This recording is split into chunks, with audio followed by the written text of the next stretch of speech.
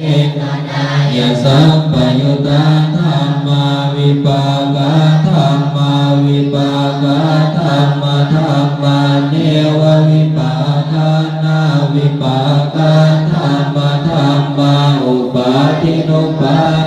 ทิยาธัมมาอนุปาทินุปาทานิยาธัมมาอนุปาทินานุปาทานิยาธัมมาสังกิเลสสังกิเลสิกาธัมมาสังกิเลสสังกิเลสิกาธัมมาสังกิเลสสังกิเล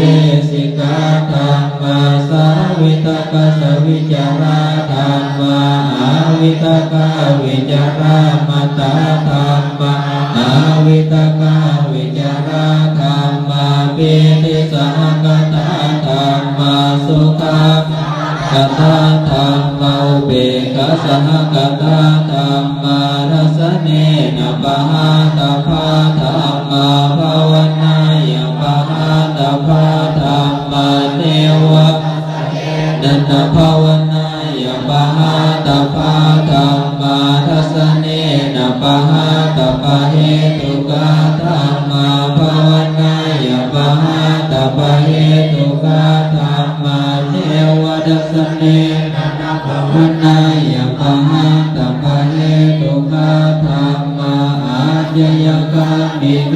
ธัมมาอาปัจจยกามิโนธัมมาเทวจยกามิโนอาปัจจยกามิโนธัมมาสิกขาธัมมาสิกขาธัมมาเทวสิกขานะวสิกขาธัมมาปริตาธัมมามหัคตาธัมม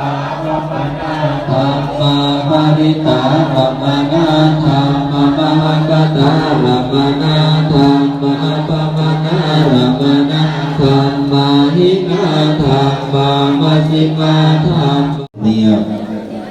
ธรรมเนียมมาแต่โบราณนั่นแหละเรื่องว่าสอนง่ายๆคือเป็นวัฒนธรรมของคนลาวสาวพุทธเนาะเป็นของคนลาวสาวพุทธเฮาที่ได้สืบต่อกันมาได้เห็น